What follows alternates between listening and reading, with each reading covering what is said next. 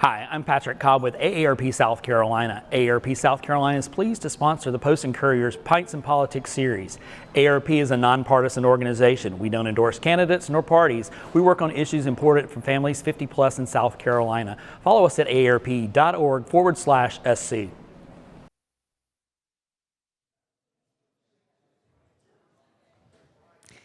Hi, I'm Autumn Phillips, Managing Editor of the Post and Courier.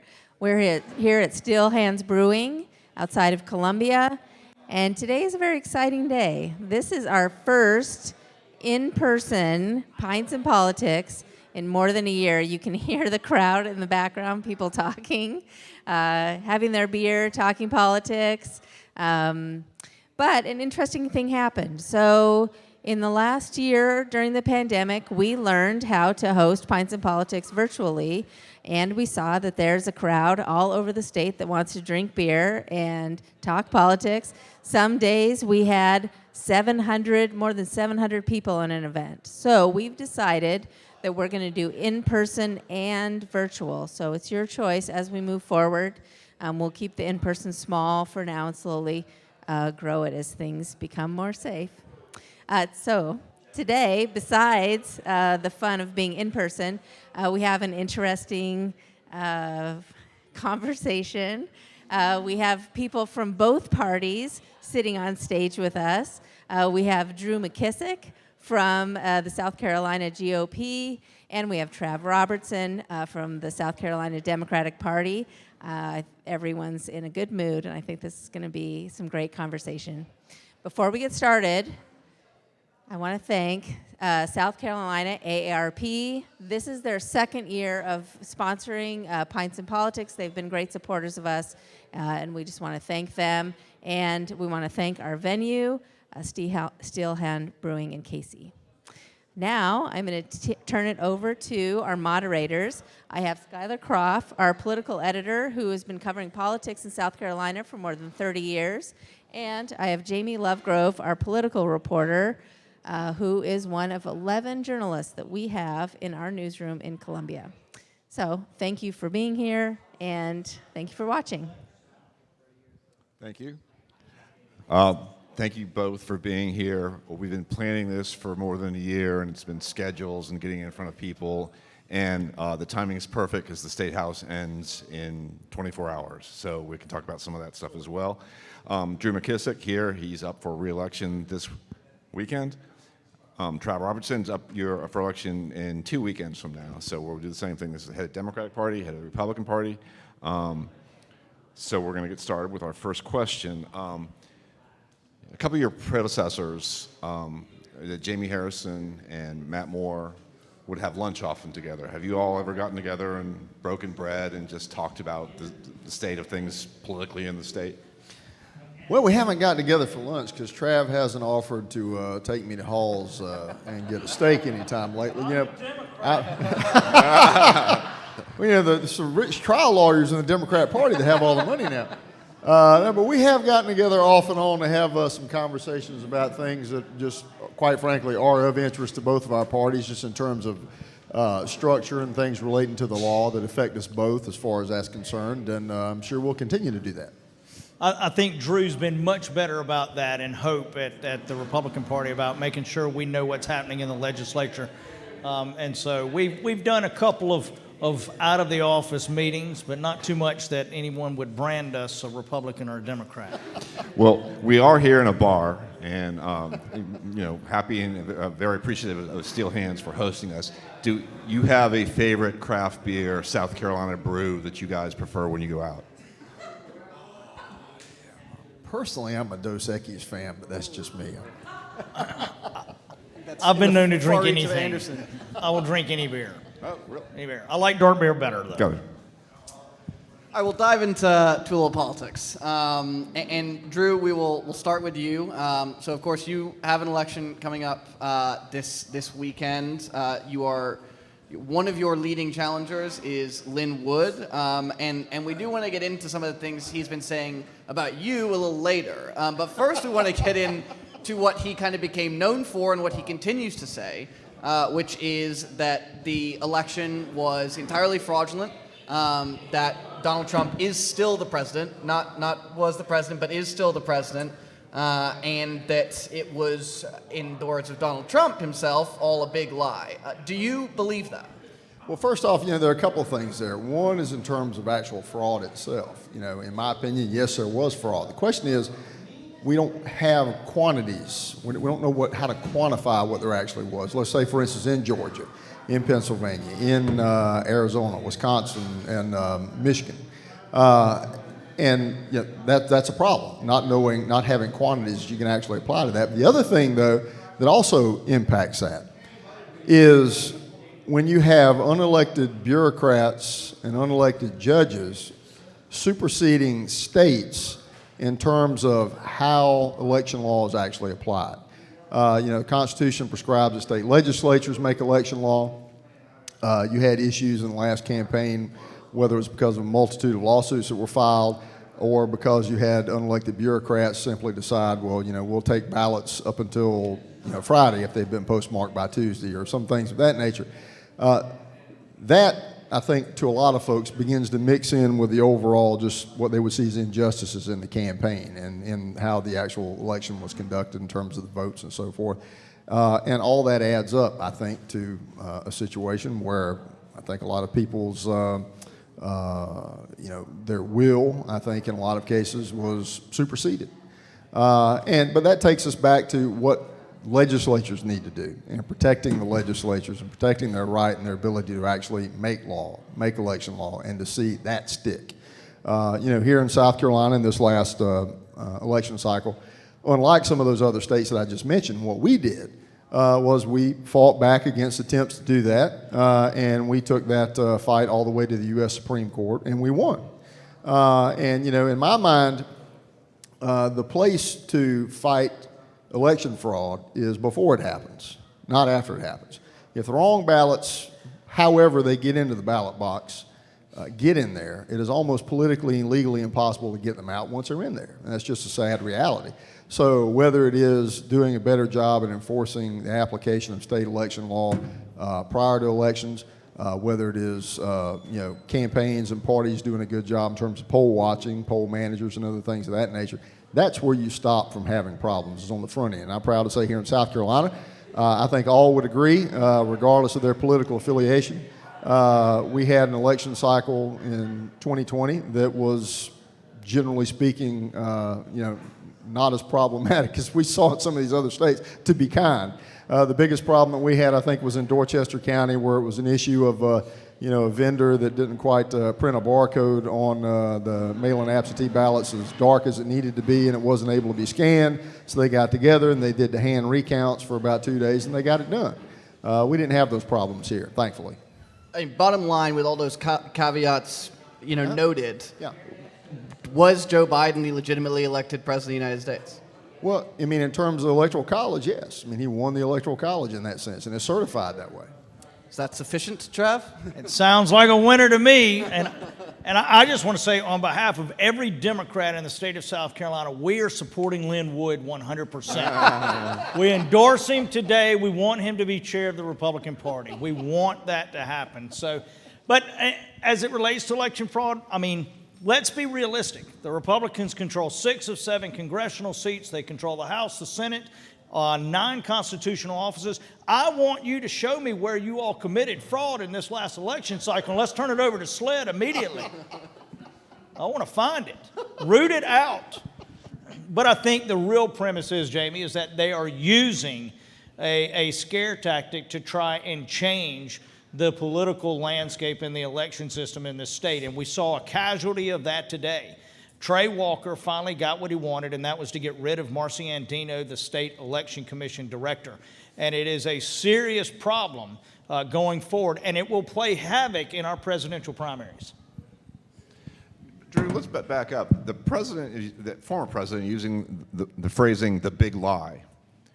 Do you agree with his phrasing that there is a big lie connected to the most recent election? And is that an attack on democracy? And should Republicans have faith in democracy if the former leader is taking them in that direction still? I think I'll lose this testing. I think that goes back to what we were just talking about a minute ago. When you're talking about people who see whether it is things that are outright fraudulent, and then those issues not being addressed the way that people would think they should be addressed. And when you're looking at things that aren't technically legally fraud, but are patently unfair, and all these things mixed together in the minds of voters, and it does, I think, take away some of the security that they ought to have, in terms of how the elections are being conducted. And, the candidates, whether you're a school board member or you're a candidate for president of the United States, when you see that, obviously you're going to have a problem with that. Well, all right, we'll move on. Let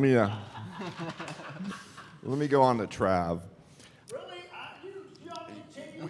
We were going to come back to that, but we want to be fair to you, so we're going to ask you about Jamie Harrison. Jamie was supposed to be your best Senate candidate in decades, raised more than $130 million, only to lose to a Trump-aligned Lindsey Graham by 10 points. What does that tell you now about the Democrats' messaging in this state, and where do you go from here after this was supposed to be a peak year for the Democrats in this state, and it didn't happen? Well, Scholar, I think that it's a great point. It's a question that I've gotten, as Drew will say, success has many fathers, defeat but one. And the truth is there were three circumstances that occurred during that election that no one in this room could control, and that was COVID. And when you were Democrats, it changed the way in which we campaigned, meaning we had a staff of 200 or 300 people, but we couldn't send them door to door. The Republicans were not operating under COVID and the liability possibilities or issues that arose from, a field staffer spreading COVID to someone or someone catching it. We had to deal with that, so it affected the way we campaigned. The second part is this: whether you like Lindsey Graham or not, whether you liked Amy Coney Barrett, the death of Ruth Bader Ginsburg motivated a group of voters that were not going to come out and vote for a man that cheated on his wife with a porn star. They weren't going to vote for Jamie, they just were going to stay home.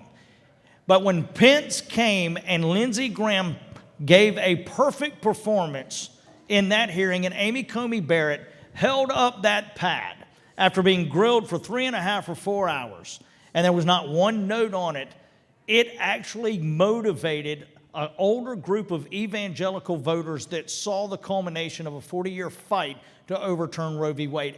And that's further evidenced by the very number one singular issue from the General Assembly. The very first bill was the fetal heartbeat bill. And then the third part was something that Democrats failed to respond to. And that was the narrative that Donald Trump and Lindsey Graham created after the murder of George Floyd, that if you did not elect Republicans, that Black Lives Matter and the groups associated with that movement were going to overrun your suburban neighborhoods and your gated communities. And Democrats failed to respond. And I use Sandy Sin in Charleston as an example of that. Sandy Sin created a video standing on King Street and said, if you don't elect me and you vote for the Democrat, what happened on King Street will happen in your neighborhood. And that's something that Democrats did not successfully combat. So I think that it wasn't about Jamie Harrison. It was more or less the timing that we were in America and the historical perspective of where we were that affected it. But you're exactly right. After spending $130 million, you've got to go back and revamp. And that's something that the staff of the Democratic Party and chairman of the DNC, Harrison, is helping us do. He's just mentioned that it was fear and scare tactics and evangelicals and old people who sitting at home terrified that put Lindsey Graham back in office. Do you agree with that? And is that, if that's his perception of the Democrats, do you think he's just way off, or is that something that you've got to deal with at some point? Well, no, I think the main problem was the Democrats created their own problem with their messaging. I believe that, just in this past election, we saw what we've seen in elections prior to that, whether it was 18 or 16 or 14 or 12. I mean, on and on and over the years, you've seen voters in South Carolina respond to a conservative message from Republican candidates. And when we have candidates who are more successful in getting out a conservative message, we do better at the ballot box. Going back to the last 4 cycles, 16, 18, and 20. 16 was the first time in history that we beat Democrats on straight ticket voting here in South Carolina. It was by 2.5 points. And fast forward 2 years to 2018, we beat them by 8 points. And then this past cycle, we beat them by 17 points statewide. And this was in a cycle with them spending, Jamie, I think, spent at least 130. I don't know all the other soft money and the other money was spent, so let's call it 150. Whatever. The point was, no matter how much money you're spending, at the end of the day, people have to be buying what you're selling. And I think the voters in South Carolina demonstrated that they were not buying what they were selling from a message standpoint. That's the main problem. I mean, you can point to circumstances and other things in any given election, but what you're seeing is a culmination of a pattern over multiple election cycles. And to me, that comes back to what the Democrat Party has been selling. Well, I want to respond to that just very quickly. And one is that if you look at the total number of people that voted in the Democratic presidential primary, we were only 46,000 votes shy of surpassing the aggregate number of voters in Iowa, Nevada, and New Hampshire. That is an increase in the participation in our primary, but also, whether Drew wants to sit here and admit it or not, the fact is that Democrats have increased our share of the general election electorate by in between 250 to 600,000 votes. Jamie Harrison still received more votes than any other candidate, Democratic candidate in the history of South Carolina.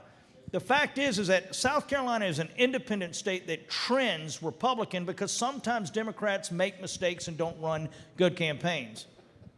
Since you opened the gate, let me ask you this question. Open it. When does South Carolina move to first in the primary process? Does that have a prayer of a chance of happening? I'm sorry, I've got to leave. It's not too early anymore. Thanks, Lovegrove. I think that it is, right now, we will select or fill the vacancies on the Rules and Bylaws Committee in the fall. And that is the committee that will make the decision as it relates to the process by which our calendar is set. I think it's premature, rather, to actually speculate on that because I like immature better. Anybody will use that against us, as Drew knows. Being an early presidential nominating contest, whether it's Republican or Democrat, is a very special thing, and it is a coveted spot. And there are people on those committees who will do anything. And it's quite frankly one of the rationalizations that I use to members of the General Assembly when they talk about messing with the election process and how we vote. Because coming out of a pandemic, I don't know whether President Biden runs again. If he doesn't, there'll be a presidential primary on our side. I think more than likely there'll be one on the Republican side. But think about it. That is $100 million to $500 million investment in the state of South Carolina sales tax, the majority of which that we will need coming out of the pandemic. So the legislature, anytime they mess with our election commission, they potentially affect an injection of cash into the economy of this state. It's something they have to consider. You know, if officials in Iowa and New Hampshire are not waiting for the Rules and Bylaws Committee to make the case that they should remain first, why should you wait until they're seated to make the case? I am a simpleton in your world. But the fact is that whether it's the Republican or the Democratic, our primary process in 2020 was flawless. It made South Carolina look good. I can never remember, and Drew, you've had this feeling too. I sat down at 2:30 in the morning, and I just was overwhelmed with emotion, saying I didn't screw it up. And the fact is that Iowa and Nevada may be a little more defensive, or feel as though they have reasons to move forward in arguing their case. But I'm not going to get ahead of Chairman Harrison on that. Well, how about, should South Carolina Republicans vote first in the state and Iowa and New Hampshire outdated? We are 100% committed to keeping things exactly as they are. I mean, one of the things that I've learned over the years, we're status quo when it comes to the primary system. It's not one of those things that you want to pull a thread on. It's like pulling a thread on a sweater, quite frankly. One of the things, I've been involved in these fights on the National Committee going all the way back to 1996, whenever we'll have discussions on the Rules Committee about what the timeline ought to be, and you'll have different combinations of states in different cycles who will come together with a different plan. One year it was Ohio, another year it was Texas, and the revolving primary plan, and just any number of things. And one thing that I have learned over all those years is the only thing that most of those states hate worse than the current setup is whatever setup somebody else is proposing, which tends to work for our advantage. And so we are absolutely committed, being joined at the hip with Iowa, New Hampshire, and Nevada. We actually have had 2 meetings with them at the last Republican National Committee meetings separately to put together our plan going forward, all 12 of the committee members from those respective states. We're 100% committed to it. And, you know, one of the benefits that we have here in South Carolina that most of the other states don't have, and any of these who would look to try to change the system, is in South Carolina, state law leaves that decision entirely up to each political party. The only thing I think that we're required to do is give the Election Commission 90 days notice whenever we're going to have the primary. Probably, I think, 45 or more out of the 50 states essentially have to pass legislation in order to make that happen. That happened actually back in 2012 when Florida jumped the line and jumped ahead of us. And so we just sat back and waited for them to pass their law and their governor to sign it, and then we put out a memo saying, okay, we're going to be a week before that. You know, so I think they know now that would happen. You know, we're not afraid to lose our delegates if we have to make sure that we're first, because it brings, as Trav pointed out, great economic benefits to South Carolina, but what it also does is bring great political benefits to both political parties in the state, to our activists. One, it gives our activists a great look at folks who are going to be running for president. It gives the folks who want to work in campaigns an opportunity to actually get hooked up with campaigns. You know, it's one of the reasons why I think South Carolina punches above its weight politically on the national stage, because you have so many folks on the Democratic side, the Republican side, who have gotten experience in the political system by hooking up with a presidential campaign coming through this state at some point in time. And even though those campaigns may fold their tent after South Carolina, that experience then enables them to probably hook up with whichever campaign did win and move on to another state or get jobs up in D.C. or congressional offices, lobbying offices, and so forth. So it gives us a great network of connections on both sides of the aisle up in D.C. So I think we mentioned at the beginning that the good folks at the AARP are sponsoring our event today. Trav, I think you're a proud card-carrying member. You know, they sent me a letter when I turned 40, for goodness sake. I mean, they're early. They don't mess around. And as thanks to them, we always let them submit a question for these events. And it was a good policy question today, something we talked extensively to the governor about just a few weeks ago. And so I'll read directly from them. South Carolina is one of only 12 states that has not expanded Medicaid for folks who make less than $13,000.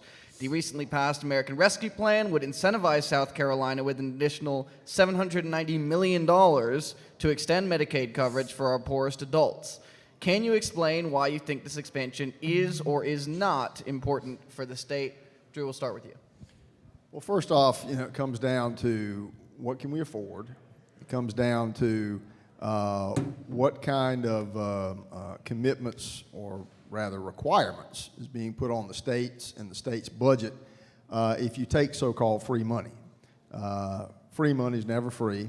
What usually happens in most of these cases, and I know with what you're talking about particularly right now, is they will say, well, we'll offer you so much money if you'll expand your Medicaid system right now, but that money actually runs out in a couple of years, and then we're not going to keep providing it. And then it has become part of your mandatory baseline budgeting going forward in the future. So obviously, you know, we have to be careful about how we commit to future years when it comes to the budget. Trav? There's a staggering statistic that shows that 62% of the rural hospitals in South Carolina are less likely to close if we simply expanded Medicaid. That is reason alone. The fact is that I see Vicki Ringer over there with Planned Parenthood. She talks to me all the time, and we talk about the Republican Party and their aversion to women's rights, but they're really pro-birth, because if they cared about you once they were born, this would not even be a discussion. The expansion of Medicaid affects children and the elderly in this state who live below the poverty level. So think about it. We're saving rural hospitals by doing this. We're saving children's lives, and we're saving the lives of elderly. We're pro-life if we expand Medicaid. And it is a simple no-brainer. And I do believe that, you know, the fact is that you're either for saving people's lives or you're not. It's really that simple a question. We're going to turn back to your respective re-election campaigns, each of you that are coming up in the next, and we are going to get to both of you. I will start. I think with you have to pick on him first. Actually, why don't we pick on you first, and we'll give you a moment to pause. So Johnny Cordero is running against you as your opponent, and basically what we're going to do for each of you is give you a chance to respond to sort of the top accusation, if you will, that your opponents have leveled against you. He has run around the state saying that you have taken black voters for granted. The black voters are, known as the backbone of the Democratic Party, not just in South Carolina but around the country. And he notes that you are white, that your executive director is white, and that those folks are not being appreciated enough. What is your response to that?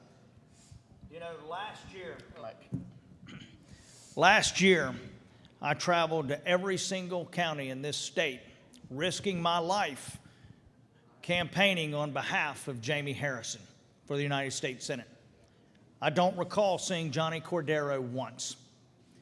In 2016, I worked for a candidate helping elect only the fourth African-American woman to the South Carolina State Senate.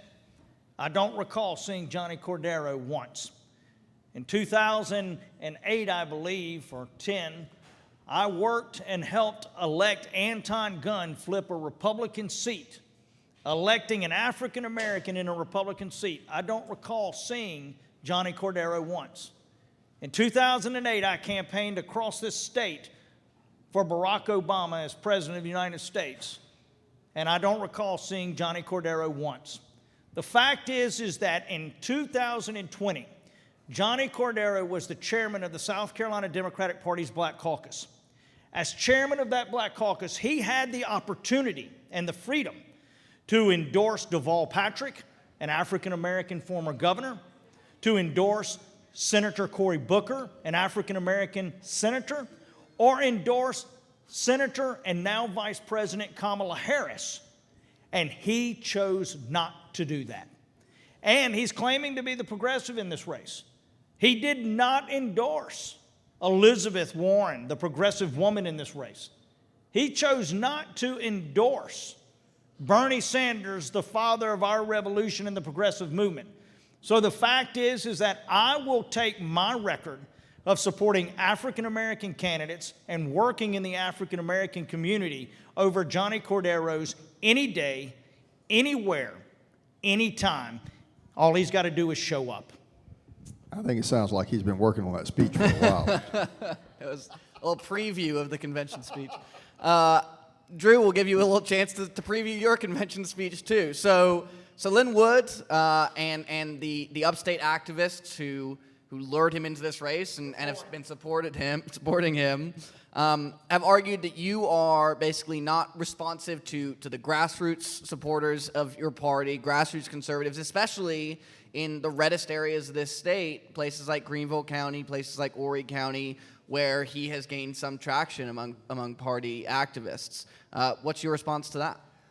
Well, much like Trav, I spent a great deal of time traveling around the state, obviously on behalf of the party. Just in the last 7 weeks alone, I have been to 38 different county party meetings. I think Mr. Wood has been to 6 or 7. My wife has spoken at about 6 or 7 county party meetings on my behalf in the last month and a half. Is she running too? Well, no, she's not running. She that's right. It's teamwork. Well, where she's been able to go and be at a meeting when I can't because I'm at another meeting on another side of the state. So the reason I mention that is, it's kind of odd for somebody to pop into the state and register to vote on February 1st, never having cast a ballot here before in their lives. Know little to nothing about any of the activists, can't tell the difference between Aner and Abbeville, and think that they're ready to be the head of the largest political organization in South Carolina.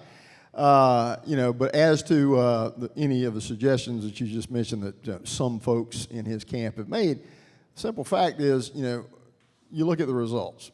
Obviously, we couldn't have achieved the results we did in the last campaign cycle without being in touch with the grassroots activists, period. I got involved in the party over 32 years ago when I was in college, and have worked with those grassroots activists in many cases for almost 30 years. They know me, they know my record, and as a result of that, on the order of about 95 members of our state executive committee out of 100 people have formally endorsed my campaign. So I'll leave it with that and their recommendations and my record, and I'll let that speak for itself. For the record here, a very quick yes or no question that he often brings We're not up. going to have to raise our hands or something like that. No, I just want to get this on the record now so that there could be no question that you've been evading this question he seems to end all of his speeches with. Oh, what's the question? Have you or have you not signed non-disclosure agreements with Lindsey Graham? No, I have not. All right, there we go. There is no Answered. non-disclosure agreement with Lindsey Graham's campaign or with Lindsey Graham or anybody associated. Let's put it this way. I have never signed a non-disclosure agreement in my life with anybody. I guess that's about as clear as I can make it. Shouldn't put it to rest, I think. Drew, we'll go back to you. Former President Trump had a very unique way of communicating, but under his tenure, the Republicans lost the House, the Senate, and the White House. What grade would you give his presidency?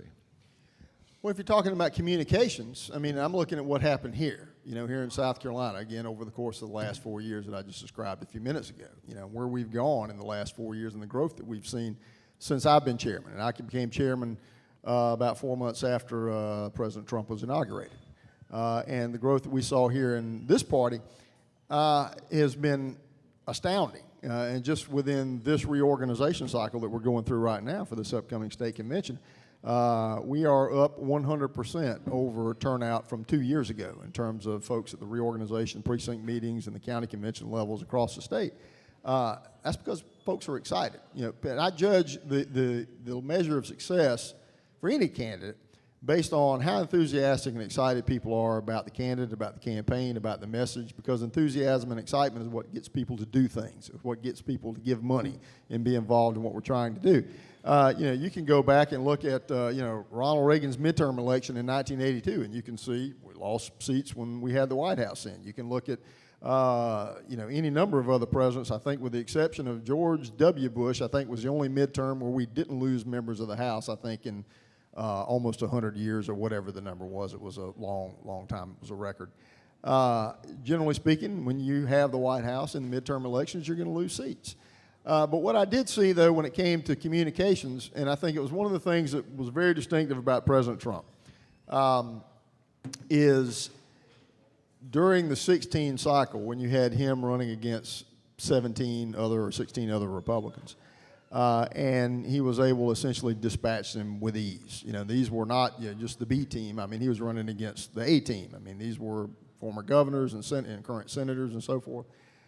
And to me, you had to attribute that to his message and how he was communicating that message. And by that, I mean, first off, talking about issues that many folks in sort of the professional D.C. Republican beltway had ignored for a good number of years and had moved away from where the base of the party was. And then it was like the rubber band snapping back, that he spoke to those issues they cared about, they responded, the rubber band snapped back. And then on top of that, it was the way he communicated. And I kind of put it this way. I mean, you could give the same speech, in that campaign cycle to, a Ted Cruz, a Jeb Bush, or, and one would, and Donald Trump, and one would give it like a lawyer, one like a preacher, and Donald Trump would do it like my dad yells at the television set, whenever he's arguing with the news. It resonated with people. And they saw in him somebody who was as concerned about those issues as they are, as upset about those issues as they are. And it was the broadest coalition of people that I've ever seen for any candidate in my political lifetime. And going back to your point about, whether or not it was good for the party or not, I think when you're attracting that broad of a coalition into your party, then you are growing your party. And by definition, that's what you want to do. So what letter grade would you give Donald Trump as a president? In that sense, an A in terms of growing the party. Absolutely. I mean, in this past cycle, look at what happened in this past general election cycle. You had a Republican get the largest share of the black vote and the Hispanic vote of any Republican candidate since 1960. That is expanding the base of the party. And when you look at, again, here in South Carolina, I think that's part of the testament to that. Trav, you can respond. You can't give him enough, though. No one gets enough. We'll grade your F on a curve. So what would you give Donald Trump if you had to give him a letter grade? I mean, I'm going to give Donald Trump an A for uniting the Democratic Party unlike anybody else could. So I would like to say thank you for doing that, Donald Trump. I mean, the fact is that we coalesced and we didn't splinter to get behind a nominee and to take back the United States Senate, the House, and the presidency. And that's all, thankfully, in response to Donald Trump. So I give him an A for helping us win. Except here. We mentioned $130 million notwithstanding. Now, let's be honest. Come on. Lindsay spent about that much, too, to save himself. We mentioned at the beginning that the State House session is wrapping up tomorrow. Sine Die is in less than 24 hours now, and all business will come to a close until next year, or until we have some special sessions later this year. This has been an eventful session, particularly for what I say are social conservative issues.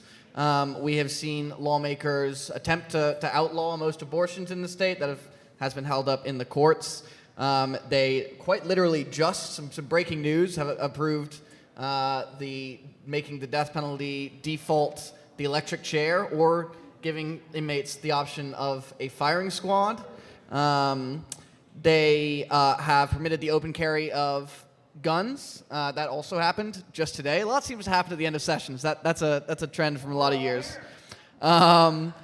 So Drew, we'll start with you. Are you, as I go through that list of legislation that's moved, and there's, of course, a lot else that I have not mentioned that has moved, are you satisfied with the results of this year's legislative session?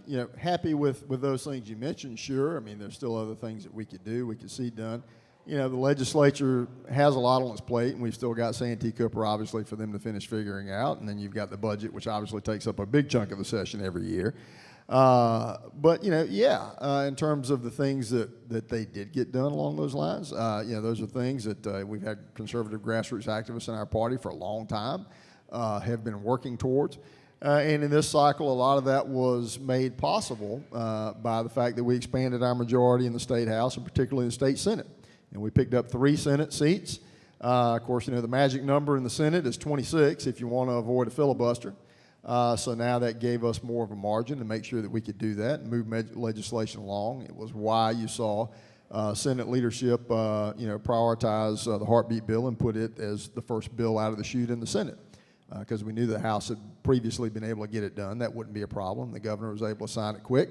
And you see now to see them be able to move Second Amendment related legislation and other things. I mean, look, there's other things that we could do, other things that we still would like to see happen, and they're still on our priority list. But they've made great progress. Trav, what do you make of the 2021 session? I think this has been the most do-nothing legislature in the history of the state of South Carolina. Think about this. I'm correct, it takes water to make this beer, right? Does anybody tell me that? I don't know. Anybody know if it takes water to take beer? But everybody in here has a faucet in their house, right? It will take $6.2 billion over the next 15 years to replace the system that provides drinking water to every single person in this room or to make this beer. But yet our General Assembly spent the first weeks debating taking away the rights of women. And now they have awarded every individual, and we all know there are loopholes, so we know there are going to be more shootings from individuals that shouldn't have a right to a weapon.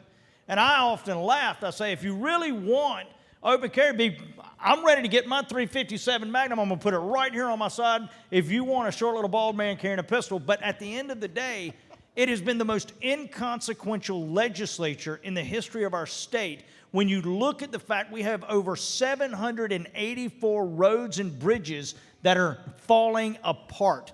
Think about it, Skylar. You drove up here from Charleston. I can't imagine the drive back down to Charleston tonight. It used to take 1 hour and 45 minutes if you rode with me, and now it takes almost 2 hours and 50 minutes, especially if there's people trying to get off 95. The fact is that we have immediate needs, and what you've seen is a legislature pass bills to save Henry McMaster from being primaried. Plain and simple. This is a result of having gerrymandered districts so that Republicans do not have primary opponents when they outlaw women's rights and they give everybody, even those that should not have, the opportunity to carry a weapon. So it has been an inconsequential legislature when you've got an additional, we're looking at a bill of $6 billion to fix the drinking apparatus in the state of South Carolina, to provide drinking water for people. Is inconsequential really the because you know That's fair. The That's fair. I won't it's say consequential in I guess the ways That's you fair. don't want to see. That's fair. Inconsequential may be a lack of a better word. The fact is that I still think it's been the biggest do-nothing. And think about this. I see some of you out there, you're looking at me in disbelief, but think about it. I would be willing to bet that those of you looking at me in disbelief believe that you are stewards of our tax dollars. You don't think we ought to waste tax money. Well, I can tell you this. The Attorney General of South Carolina is going to spend hundreds of millions of your tax dollars defending lawsuits against these, and potentially will be thrown out by the United States Supreme Court. We have also opened up to our regular viewers, listeners, subscribers to have them submit questions. So these are a couple that came in. Got a lot of questions. They're all, a lot of them are variants of things we've already asked, but this is one. Mr. McKissick, what are you doing to ensure that the devastating cancel culture shenanigans will not take over our lives here in South Carolina? Well, that goes back to a couple things, legislature and the governor. And you get into issues of, first off, free speech, but then you get into issues of dealing with corporations who want to, in some cases, cut off free speech. Have been a problem. Things like Twitter and Facebook have been a problem. You're starting to see Republicans now begin to look at ideas like holding corporations accountable who do stifle free speech. For instance, we just saw moves along those lines down in Florida with the legislature down there and Governor Rick DeSantis. You saw instances of on the other side of the aisle related to Georgia, where they passed their latest bit of voting legislation, whether it was Major League Baseball, whether it was Delta, claiming that they were going to pull out, stop doing business. Or Major League Baseball took the All-Star game to Colorado, and not ironically enough to a state that had more restrictive voter laws than Georgia, I'll point out. But you got a number of these folks who tend to want to engage in, giving in to the loudest voices on the other side of the aisle, which want to cancel someone's speech, and there aren't any consequences to them for that. So I think the thing that has to be made known to those folks is there are going to be consequences, that it will cost them in terms of business whenever they do that. And when you're dealing with businesses that enable cancel culture, that's the place to hit them, is in the pocketbook. And most of these folks operate on slim margins to begin with. If they want to go down that road, then there needs to be cost and consequences. Outside of those national corporations and such, have you seen any homegrown or internal South Carolina examples of cancel culture that comes to mind? Here, not so much as we've seen in other states, quite frankly, thankfully. Which, the point is, doesn't mean that it can't happen here. Doesn't mean that it won't happen here. I'd say probably the biggest example, potentially, that we've seen has been related to, conversations surrounding potential passage of the legislation to save women's sports. You had folks in the NCAA talk about, not having tournaments or something like that to do in South Carolina. You had Governor McMaster, made the comment that, if these folks want to run for the legislature, they need to get out there and run for the legislature. In the meantime, stick with running the NCAA. But you've got a number of other states. I think Montana, I think 2 days ago, actually just passed the same legislation, and some other states have as well. So eventually it becomes pretty much impossible for them to do business and not be in a state that had done something that they disagree with. So the point is, at some point, you just got to overwhelm them with your numbers, quite frankly. I've got a specific question for Trav. You're dying to answer that question as well? Well, I just want to say Quick. we saw a clear example of the Republican cancel culture today when they ousted Lynn Cheney. The fact is that she stood up for democracy and the Constitution against those who would try to overthrow Americans, the government, and the very system of government we have, and the Republicans canceled her out because she disagreed. She's and still so in I think office. I think the question is, why are the Republican members of the United States Congress from South Carolina refusing to tell us how they voted? So I think that they are a part of the cancel culture because they went after an individual who stood up for democracy and freedom in this country. The good news about what you said is both those stories were broken and reported today by the Post and Courier, so we appreciate that very much. I've got a special question for you, Trav, as well. This is a reader submission. Short of $1 billion infusion of cash, what can be done to empower the South Carolina Democratic Party so it becomes a viable alternative to the South Carolina Trumplican Party rather than a worn-out speed bump of opposition to the inevitable extreme right-wing victory? Those are not my words. It's a but very Love our well-written readers. Thank you to our readers.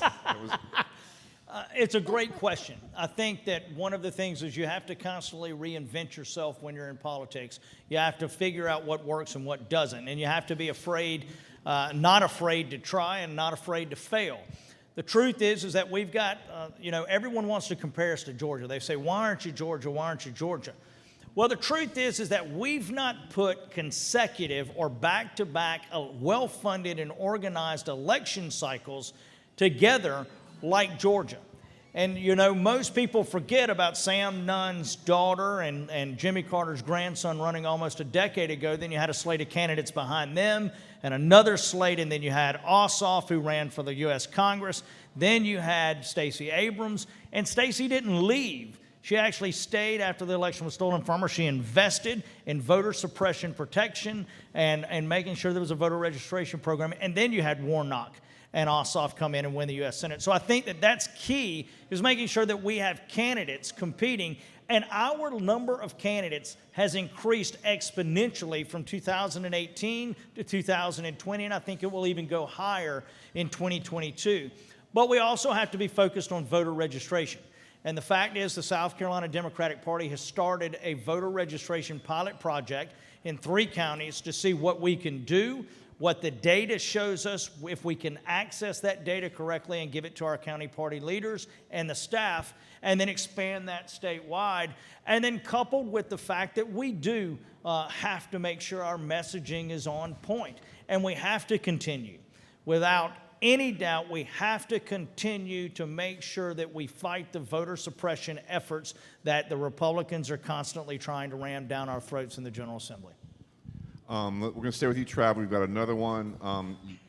This is our question. You've got at least one candidate now for governor, Joe Cunningham, Charleston's former congressman.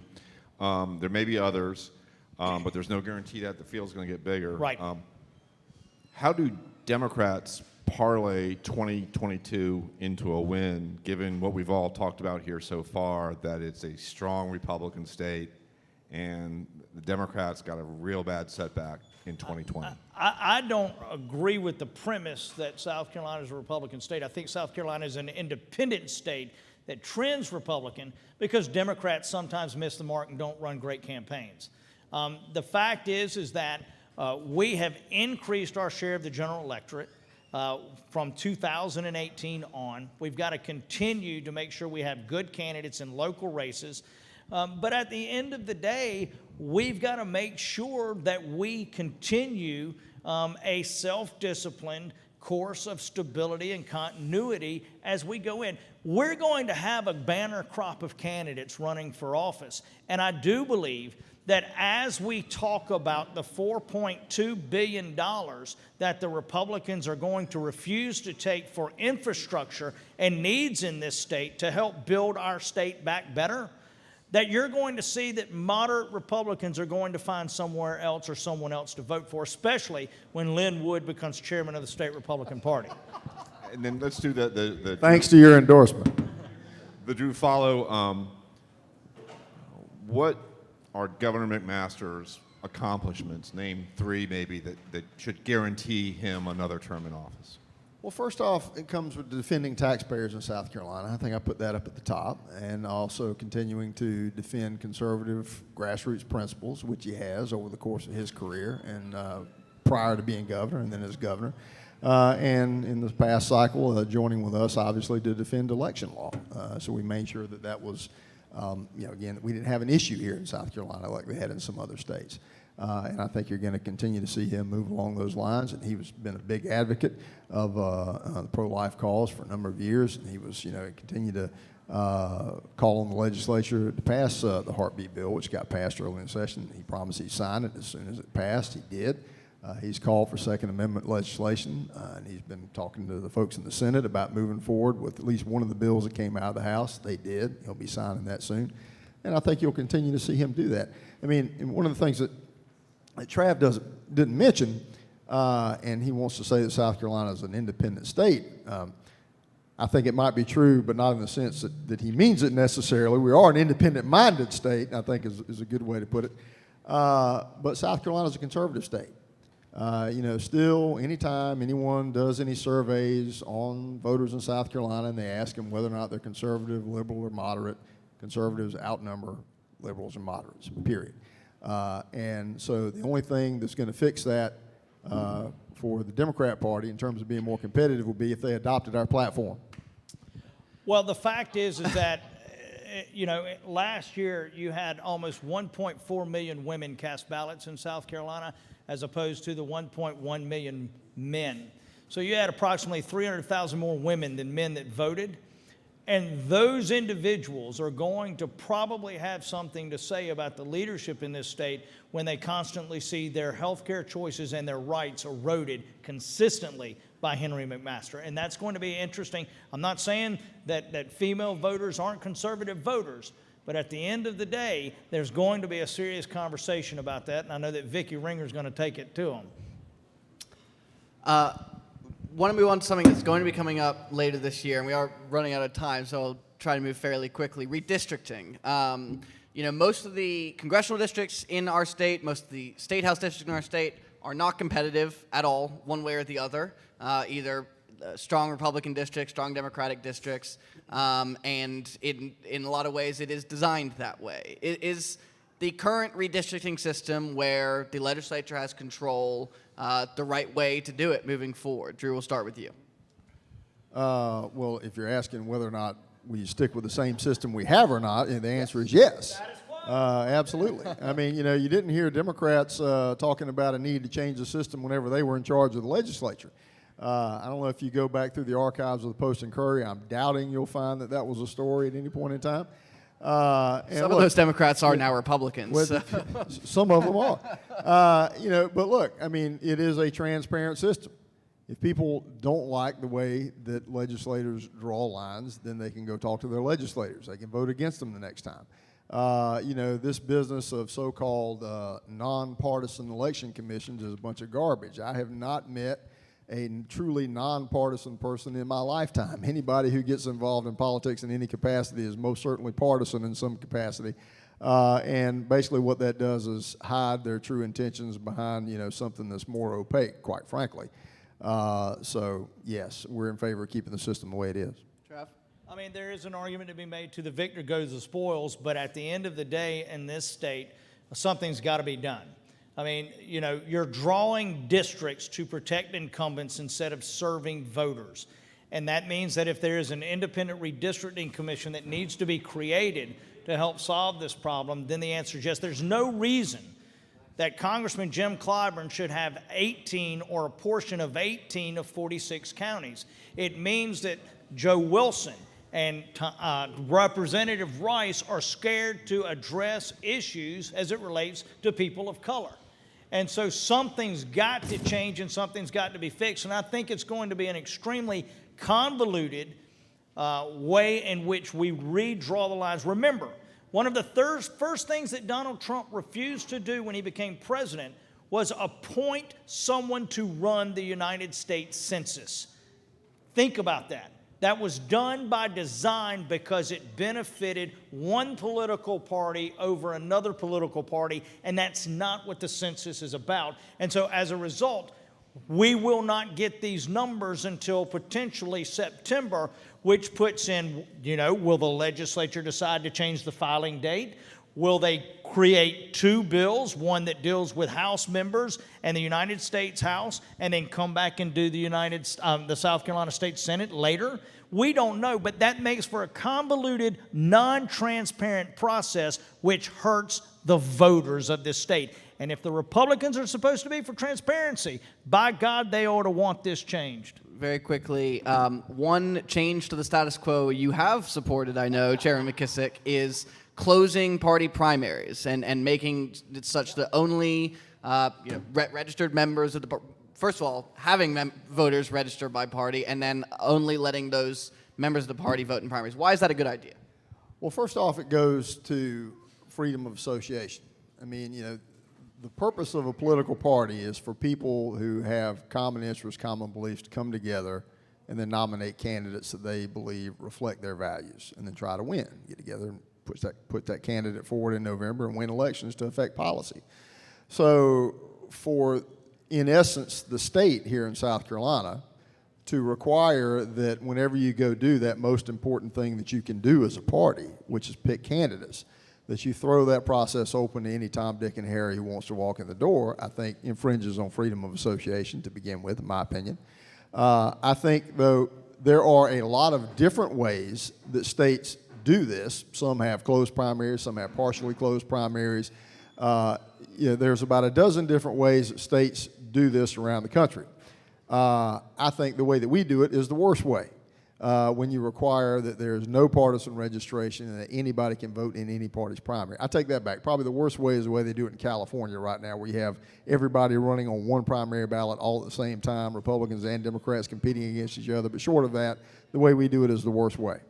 Is this a bad idea, Trav, very quickly? I mean, what's the other side to that? Very quickly. I mean, the fact is... We want to get on to the very end. Well, but the fact is that the very people who claim to love freedom and democracy are the ones who are always trying to put stipulations and close it. I have spent my life running in campaigns in this state. And the fact is that one of the creative nuances, the intellectual challenge, the charm of our state is that you actually have to go into a community and a neighborhood and look at the voting patterns of people and figure out a way to build a coalition. Not one group of individuals determines the outcome. You build a coalition. And I think that if you do that, once again, I don't mean to harp on this, I think it threatens our presidential primary system. All right, we've hit the clock. We very much appreciate it. We'll go for another hour. We would love it. Let me take care of some housekeeping, and then we're going to close with something we call the lightning round, where we're going to ask you a quick series of questions. So very easy, pass-fail. We want to thank you to the folks here at Steelhand Brewery. We just had a great time. The second time we've hosted this, appreciate it. Thank you to South Carolina AARP as our sponsor. And please go to our website and look up our Pints and Politics page. We hope to do this again soon. We've got a lot of invitations out and really look forward to having everyone back in person again, even triple this crowd if we can do it. So let's close out now, do that. And this will be our lightning round, quick for everybody. I'll go first. What Democrat active in politics today do you most admire? Trav Robertson. Same switched question. Lynn Wood. I'm kidding. I love Drew McKissick. Is there room in the Republican Party today for Republicans who are anti-Trump? Well, look, we're a big tent party. Lightning round, remember. We're a big tent party. All right. Liz Cheney does not think so. Is there room in the Democratic Party today for voters who are anti-abortion? We are a party that includes everyone. And I think that our nominees in the past and present. All right. All right. Donald Trump will go down in history as fill in the blank. Fantastic president. A blip in the history of our country. Joe Biden will go down in history as? One of the most consequential presidents in the history of our country. A one-termer. And then Really? finally, Really?